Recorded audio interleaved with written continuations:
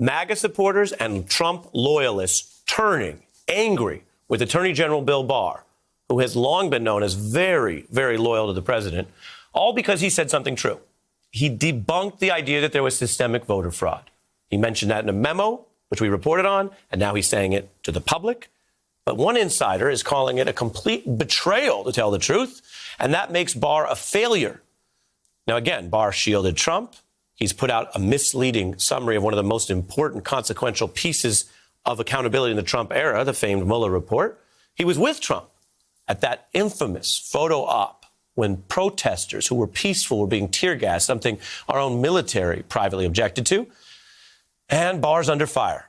Rudy Giuliani, who we were reporting on earlier this hour, potentially looking at a pardon, saying there hasn't been any semblance of a DOJ investigation and that Barr's opinion is without any knowledge. Trump ally and Fox News host Lou Dobbs questioning Barr's mental state. For the Attorney General of the United States to make that statement, he is either a liar or a fool or both. He may be perhaps compromised. He may be simply unprincipled, or he may be personally distraught or ill. Again, that was all in response to Barr repeating a truth that has been established everywhere, including by Trump's own lawyers under oath in court, that there's no systemic voter fraud. Then there's Roger Stone, who was famously personally helped to a great degree by the documented meddling by Bill Barr in what Barr said was too heavy a jail term for Stone.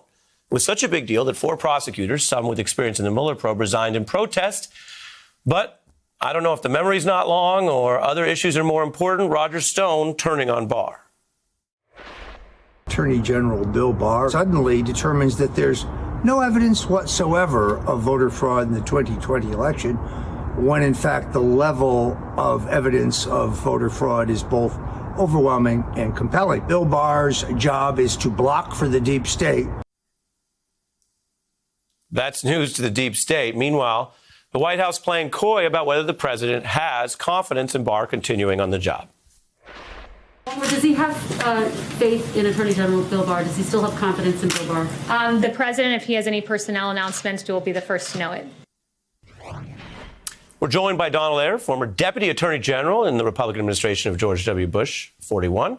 Barr also succeeded Eyre at the DOJ, but broke with him over his conduct and tenure in the Trump administration, calling on him to resign in February. Former prosecutor and mayoral candidate Maya Wiley is back with us. Your views, Donald? Well, I think the first thing that we really have to stop and say, because I think it's very important, is that it's very significant that Bill Barr has said this, because this is the last thing I think he wanted to have to say. He's, as your lead-in has shown, he engaged in numerous efforts over the last 2 years, really, to do everything he could to make Donald Trump an autocratic president, including lots and lots of things he did this year that were pretty underhanded and inappropriate to get Donald Trump reelected. And so for him to go out and say, I think what he has reason to know, because one of the things he did just before the election, was to invite his prosecutors, his 93 U.S. attorneys, to have their ears open, a policy that's not the way the department historically has worked, but they were supposed to pay attention to evidence of major fraud.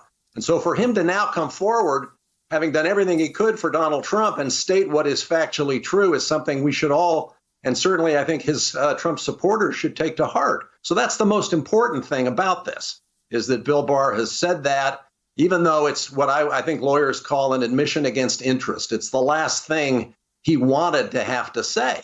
Well, and Donald, I'll jump in to say how sad for the Attorney General if it is an admission against interest to reflect a basic fact that the nonpartisan folks at DOJ had already indicated, and to reaffirm it. That is a sad statement if true.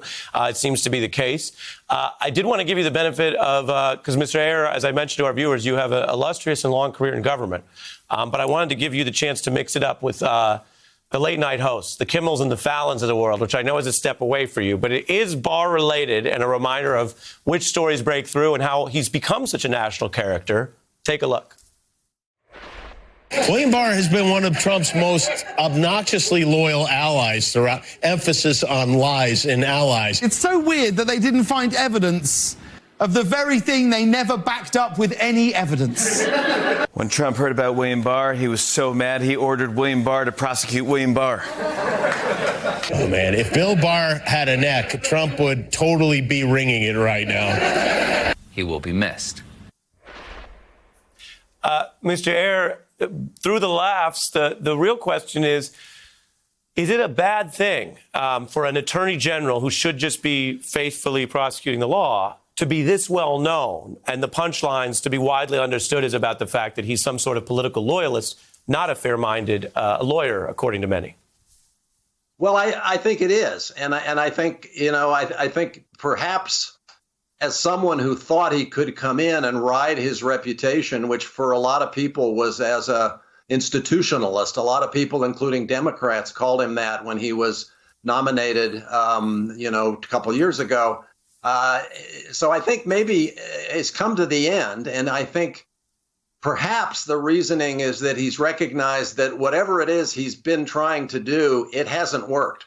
All of the things he said about the Durham investigation, how we're going to have an indictment before the election, and it's going to show that this is the greatest travesty and one of the greatest travesties in American history, this Russia probe, and, his statements about mail-in ballots are, going to be fraudulent, and the statements about the overreaction to the COVID crisis, and all his things to echo Donald Trump's themes have essentially come to naught. And maybe, I don't know, maybe he's coming to the view that he does have people who have wanted to believe that he's a decent human being, and maybe the time has come to pull the pin. Hey, I'm Ari Melber from MSNBC. You can see more of our videos right here, or better yet, subscribe to our YouTube channel below. You could have been anywhere in the world, but you're here with us, and we appreciate that.